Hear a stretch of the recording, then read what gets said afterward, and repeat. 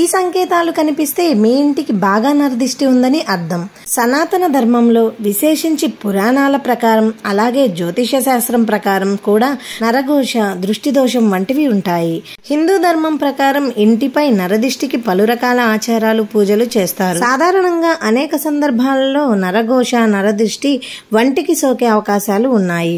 శుభకార్యాలు ఆచరించేటప్పుడు అనగా వివాహ, గృహారంభ, గృహప్రవేశ, ఉపనయన, శంకుస్థాపన, గర్భాధానం, సీమంతం వంటివి సామాజిక కార్యక్రమాలు ఆచరించేటప్పుడు నరఘోష, నరదృష్టి సోకే అవకాశం ఉందంట. ఇవే కాకుండా వృత్తి, ఉద్యోగ, వ్యాపారాలలో ఉన్నత పదవులు, ఉన్నత స్థానాలు వ్యవహరించేటప్పుడు, రాజ్యాధికారం వంటి కార్యక్రమాలు చేపట్టేటప్పుడు నరఘోష, నరదృష్టి వంటివి సోకే అవకాశాలు ఎక్కువగా ఉన్నాయని జ్యోతిష శాస్త్రం చెబుతుంది. మీ ఇంటి చుట్టుపక్కల కుక్కలు ఏడుస్తున్నట్లు వినిపిస్తే మీ ఇంటిపై నరదృష్టి ఉందని అర్థం. అలాంటప్పుడు ఓం నమ శివాయ అనే మంత్రాన్ని జపిస్తే నష్టం జరగకుండా ఉంటుంది. మీ ఇంట్లో ఎక్కడైనా బూజు పడుతుంటే మీకు త్వరలోనే కష్టాలు రాబోతున్నాయని అర్థం.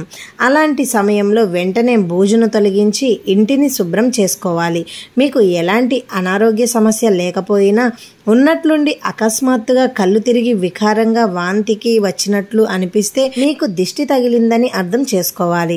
మీకు అర్ధరాత్రి 3 గంటల లోపు అకస్మాత్తుగా మెలకువ వస్తే మీపై దుష్టశక్తుల ప్రభావం ఉన్నట్లే. ఇంట్లో ఉన్నట్లుండి కలహాలు, గొడవలు ప్రారంభమై తులసి మొక్క ఎండిపోయినా మీకు నరదిష్టి ఉందని అర్థం. తెలుసుకున్నారు కదండి. మీకు ఈ వీడియో నచ్చినట్లయితే ప్లీజ్ లైక్ చేయండి. ఇలాంటి మరెన్నో మంచి వీడియోస్ కోసం మన ఛానల్ని సబ్స్క్రైబ్ చేయండి. మరో మంచి వీడియోతో మళ్ళీ కలుద్దాం. Thank you for watching.